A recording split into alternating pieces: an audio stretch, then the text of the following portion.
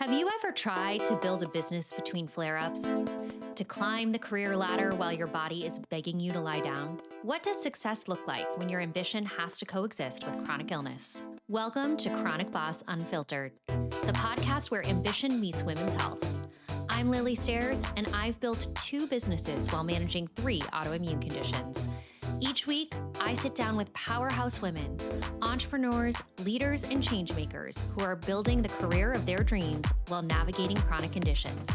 Together, we'll help you dream big while prioritizing your health. No filters, no fluff, just raw stories from the hospital bed to the boardroom. Let's get into it. Hello and welcome to Chronic Boss Unfiltered. I'm your host, Lily Stairs, and today is my first ever solo episode. I am so excited to just chat one-on-one with all of you today. I thought a lot about what I wanted to start with. And as we enter this holiday season, a word has just continually been coming to mind, and that is give. Giving has been one of the most powerful forces in my life and in my career. It's really unintentionally been a major career accelerator. It's opened doors, it's connected me to extraordinary people, and it's the reason I'm here today. Giving, though, can be complicated, and I want to make sure that we address that, and we will talk about that today, because as women, we're often conditioned to overextend and to give until we break or burn out, and that is not the type of giving that we want to engage here at Chronic Boss. We want to pour from a full cup, not an empty one, and make sure that we're giving from a place of alignment and not obligation. So we'll talk about that too. But, something that I think about a lot is the phrase comes back to haunt you. And I say it a lot in my day to day. But I think that with giving, I like to think that it always comes back. And this is going to be kind of corny, but I am going to say it. I think when you give, it comes back to hug you. It's karma. It's total karma. So let's talk about it. Let's get into it. I'm going to just share with you a lot of stories that brought me to this point in my career, and also take you back to all the way to high school, just talk about some of these places where I gave from this very authentic place, and it served so many others, and it also served me and filled my cup. So let's go all the way back to high school. From the very start of my life, I've really been an advocate for others, felt this fierce need to be an advocate for my younger brother, who was relentlessly bullied for being gay. It really tore me apart to watch him and the way that he was treated. It just was so unfair and so unkind. And that is a whole nother discussion for another day when we look at the way that people who are different, people who are a part of the LGBTQ community are treated. And this was in Massachusetts. We live in Massachusetts, which is supposed to be a very accepting area. And, it wasn't always. So anyways, I digress. It just tore me apart to watch that. And so I felt this need to figure out, is there a way that I can change things, that I can make it better for not only him, but for others who were being bullied? And so I started a school group called SMASH, which, fun fact, it stands for Stop Madness and Severe Hating. And one of the star football jocks came up with the name. Now, something I'm very proud of, and this was my early days of stakeholder relations, my first foray into it at 14, and little did I know what stakeholder relations was. But I knew that for this to be successful, we had to have members of all of the different cliques within the school, right? So I needed the jocks, I needed the theater kids, I needed the brainiacs and the people who were more creative. And we the cheerleaders, we had to have everyone be a part of it so that everybody who was sitting out in the audience, when we eventually would pull together an assembly, they could see themselves on the stage. And so I was able to bring over 100 people together to be a part of that group. And we had a program that ended up touring around different areas of central Massachusetts, where I went to high school, and we brought this programming there. At the time, I didn't know that this movement I was starting was going to be, and this championing of the underdog was going to be my life's path, but it really was. This was the foundation setting for that. And so that was a moment where I gave, and I helped a lot of people, and I got so much in return too, right? And it actually laid this foundation for me to be who I am today and to be successful in my career. So now I'm going to take you to another time where I gave, and this is the very direct correlation to what brings us to Chronic Boss, and that's my autoimmune diagnoses. So at the age of 19, I was lying in a hospital bed. 6 months prior, I had been diagnosed with psoriatic arthritis. It was total body to the point that I could not move. My mom was dressing me. She was feeding me. It was very scary. And as a 19-year-old who was otherwise healthy, and you think of arthritis as something your grandmother gets, it was very hard to grapple with. Then 6 months later, I was lying in the hospital bed. I had been sent in and out of the ER 3 times in one weekend. That was because everyone thought it was in my head. They kept asking me if I was happy at home, if I was happy at school, when actually my pain was so severe that even morphine wasn't touching it. A few weeks into my hospital stay, they found bleeding ulcers in my small intestine, at which point I was diagnosed with Crohn's disease. So here I am. I'm sitting in this hospital bed. I'm 19 years old, and I have now been diagnosed with 2 conditions that I'm told I will live with for the rest of my life. And so I do what any other millennial would do, and I pull out my computer and I type into Google psoriatic arthritis and Crohn's disease. And what comes up but the term autoimmune? I had never heard that term in my life, and I was so angry because I saw how many people, as I started reading through, there are over 50 million Americans living with an autoimmune condition, and the numbers are just perpetually growing every year. But people weren't, back then, people were not using the term autoimmune. We've seen a surge of it in the past couple of years, which is wonderful in helping to bring awareness. But at this time, nobody really was talking about it. And so literally from the hospital bed, I became an advocate. I said, something needs to change. So here I was, I'd lost 30 pounds. I was so sick. I was so sick. Like I said, I'm like being pumped with morphine. It's not doing anything really for me. And I start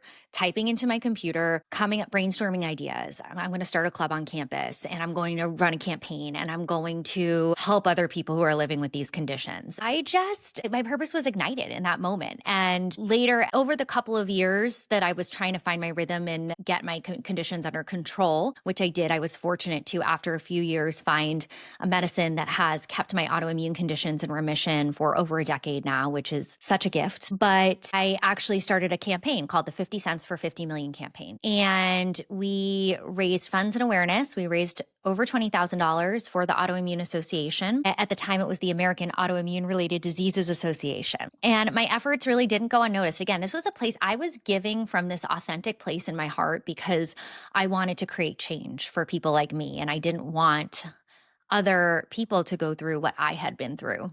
And so after I ran the campaign and I began to build my professional career, maybe I was a year or 2 into my career, the president and CEO of the Autoimmune Association reached out to and asked me to apply to join the board. And I did join the board. And since then, I served as interim CEO of the organization, and I'm now the board chair. That experience has opened so many doors for me, being on the board of this nonprofit organization within the industry that I work in. It has helped me become a thought leader and helped me build credibility, and obviously allowed me to continue to help others on a much larger scale. And that just came from me giving from my heart because I cared and I wanted to make a difference. And it ended up leading to this door that opened and was an incredible opportunity. Another example of me giving and how it came back to me.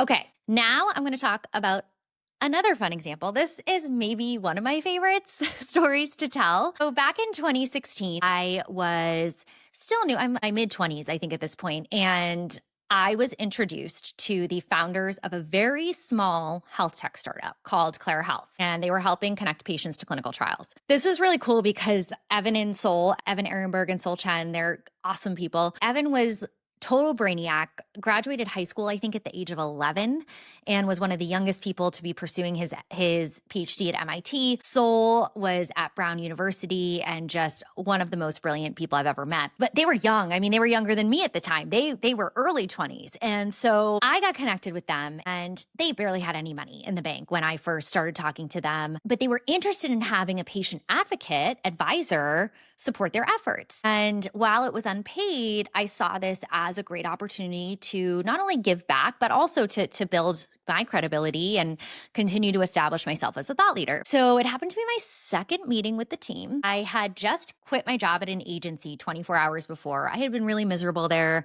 It was really bad for my mental health, just a whole other story. But I made a decision that was best for me and my health at that time. And I had this meeting scheduled previously to me deciding I was leaving the company. And so I sat down we're in a pizza shop. I sat down with the founders, or one of the founders, and he's like, "Oh, what's new?" And I said, "Oh, well, I actually just quit my job. So if you happen to know anyone, I'd love to. I'm really interested in doing patient advocacy and health tech or biotech." And I said this knowing they didn't have any money and thinking, "Oh my God, no way that wasn't even going to ask them for a job." And so I got up to get my pizza was ready. I got up to get it, and I saw the founder get on the phone, and he talks for a minute. Then I sit down. He hangs up the phone. He said, "Okay, I just spoke to my co-founder. We want you to run our patient advocacy at Clara." And I was like, "What? Are you serious?" And it was just this dream job that I ended up landing in my lap. And it was such a surreal moment. And that job in particular, where I served as the head of patient advocacy, the company ended up getting funded by a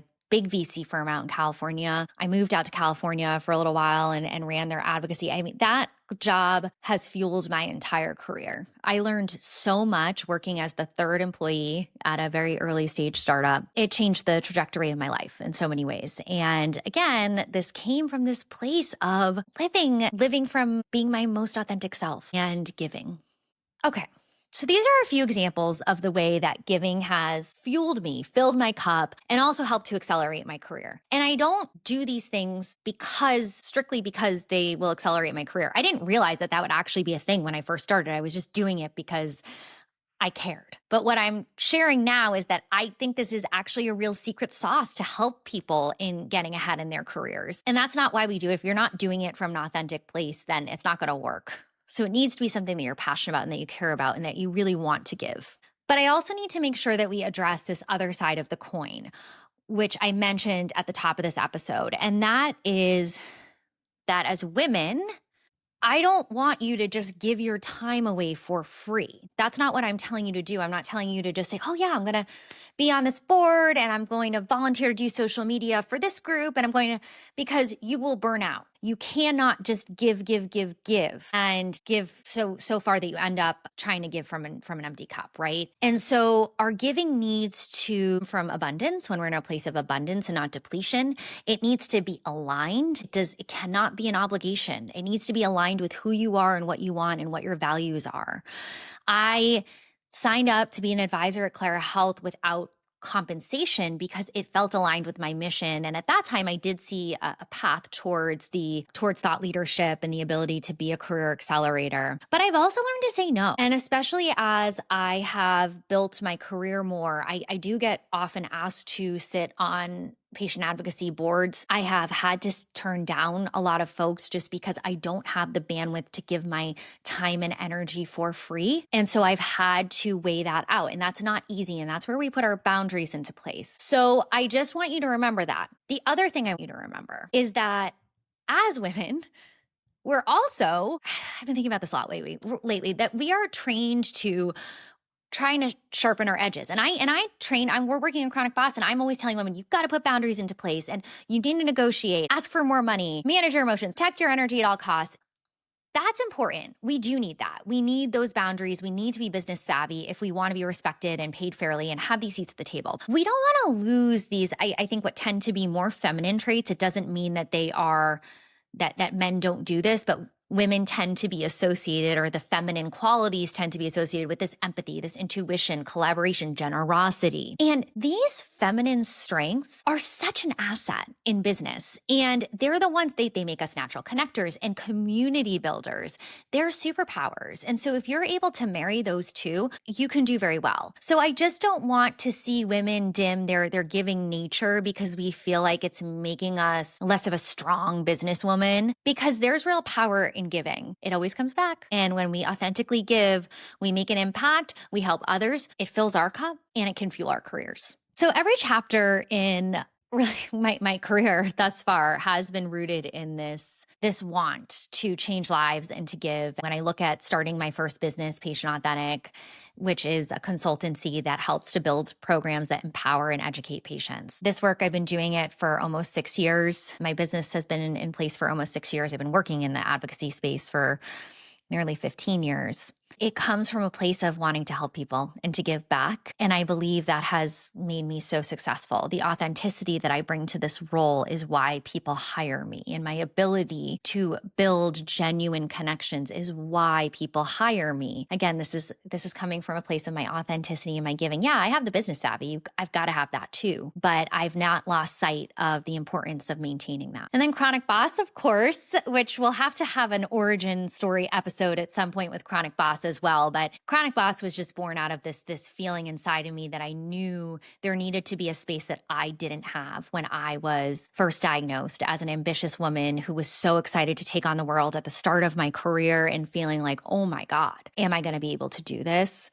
And it's the community that I wish I had. And so again, it's a place where I am giving my heart and soul, and I'm getting so much in return, just filling my cup, working with all of these other amazing women. And it's also opening doors. And I know will continue to open doors for me in my career as I continue to go. So anyways, I hope that this has inspired you to think about giving and how you can integrate giving into your business strategy, right? This should be a part of our business strategy, but it needs to be from an aligned place. And so I'm going to share a couple of reflection questions that I hope you'll maybe take some time to ask yourself. When you reflect on the past times that you've given back, what about the experience lit you up? Were you mentoring someone? Were you volunteering your skills? Were you helping a friend? How did that feel? And then are there places aligned with your skill set and career path where you could give back now? Maybe it's in advising an early stage startup. Maybe it's speaking on a panel. Maybe it's sharing your story. Maybe it is volunteering your time. If you're let's say a social media manager or project manager or data manager, and you want to go volunteer for a nonprofit that really has an important mission to you, could you go volunteer your skills? Check in with your energy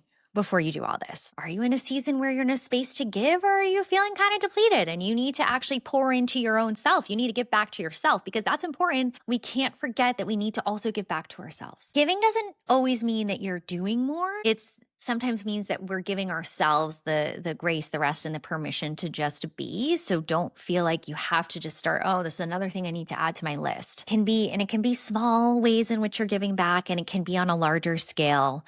But I hope this has inspired you to think about how giving can be integrated into your life and how it can positively impact your career paths. Cheers to this holiday season, to us really going forth with giving spirits, and cheers to your health, your wealth, and to giving, because it always comes back. Thanks for joining. And that's a wrap on this episode of Chronic Boss Unfiltered.